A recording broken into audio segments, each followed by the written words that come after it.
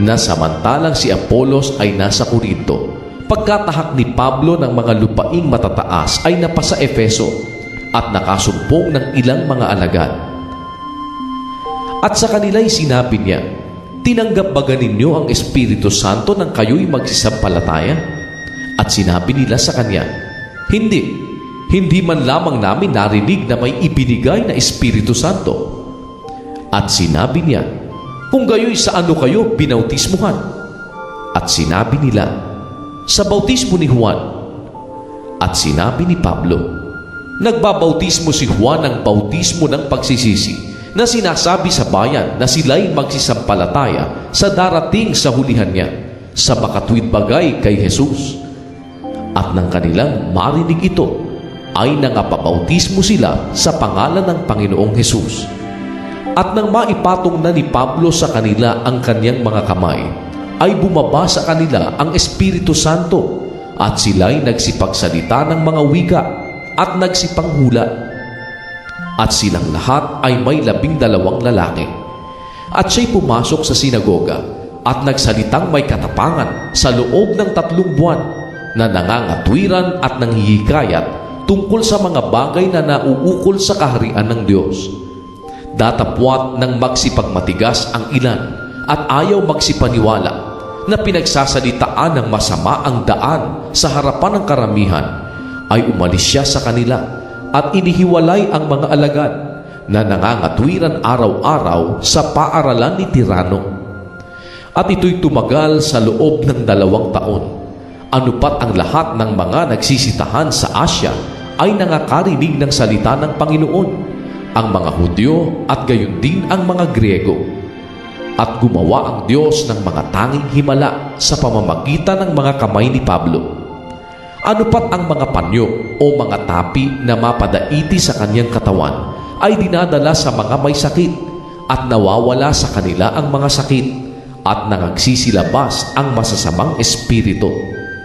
Datapwat ilan sa mga Hudyong pag-alagala na nagsisipagpalayas ng masasamang espiritu ay nagsipangahas na sambitlain ang pangalan ng Panginoong Jesus sa mga may masasamang espiritu, na nagsisipagsabi, "Ipinamamanhik ko sa inyo sa pamamagitan ni Jesus na siyang ipinangangaral ni Pablo."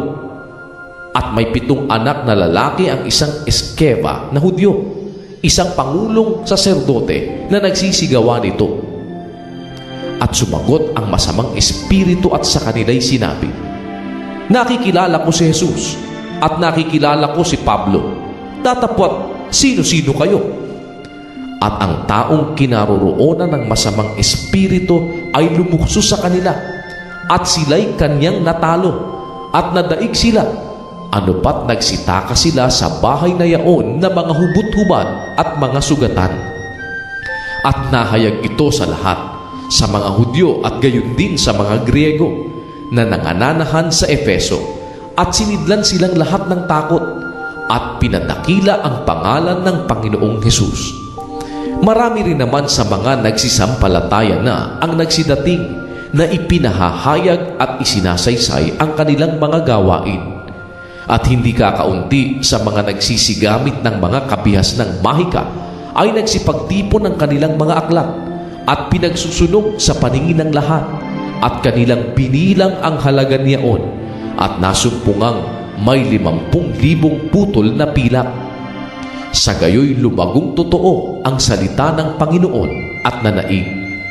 Pagkatapos nga ng mga bagay na ito, ay ipinasya ni Pablo sa Espiritu nang matahak na niya ang Macedonia at ang Akaya na pumaroon sa Jerusalem, na sinasabi, "Pagkapanggaling ko roon ay kinakailangang makita ko naman ang Roma."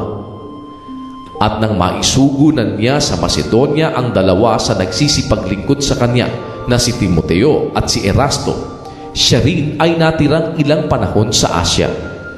At halos ng panahong yaoy may nangyaring hindi mumunting kaguluhan tungkol sa daan, sapagkat may isang taong nagngangalang Demetrio, panday pilak, na gumagawa ng maliliit na damba ng pilak ni Diana, ay nagbibigay ng hindi kakaunting hanap buhay sa mga panday.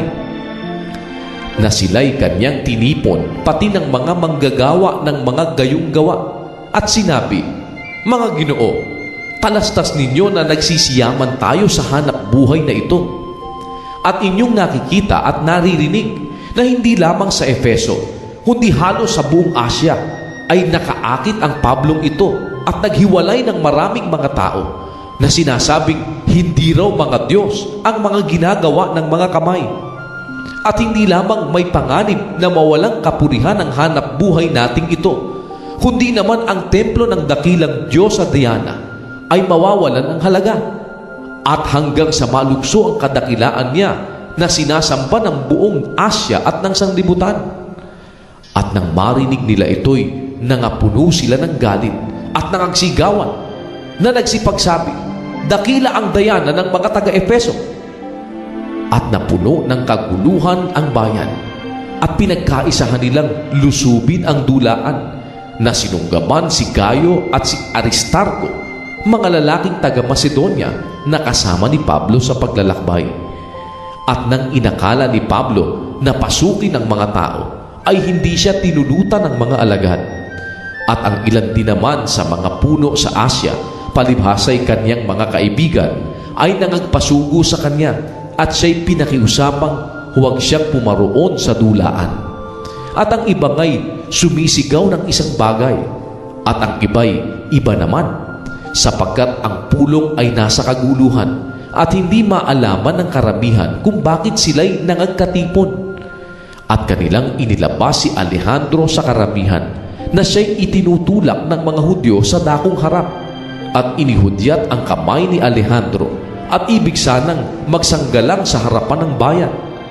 Datapwat ng matalastas nilang siya'y Hudyo, ay nangagkaisang lahat na mangagsigawan sa loob halos ng 2 oras, "Dakila ang dayana ng mga Efeso."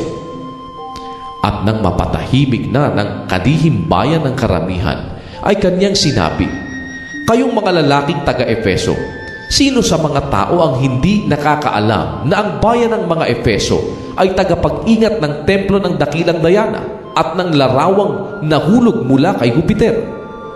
Yamang hindi nga maikakaila ang mga bagay na ito, ay dapat kayong magsitahimik at huwag magsigawa ng anumang bagay sa madalian, sapagkat dinala ninyo rito ang mga taong ito na hindi mga mangluloob sa templo ni mga mamumusong man sa ating Diyosa. Kung si Demetrio nga at ang mga panday na kasama niya ay mayroong anumang sakdal laban sa kanino man, ay bukas ang mga hukuman at may mga prokonsul. Bayaan ninyong makagsakdal ang isa't isa. Datapat kung may inuusig kayo sa ano pa mang ibang mga bagay, ay mahahatulan sa karaniwang kapulungan, sapagkat totoong nanganganib tayo na mga sakdal tungkol sa pagkakagulo sa araw na ito, palibhasay walang anumang kadahilanan, at tungkol dito ay hindi tayo makapagbibigay sulit tungkol sa pagkakatipong ito." At nang siya'y makapagsalitang gayon, ay pinaalis niya ang kapulungan.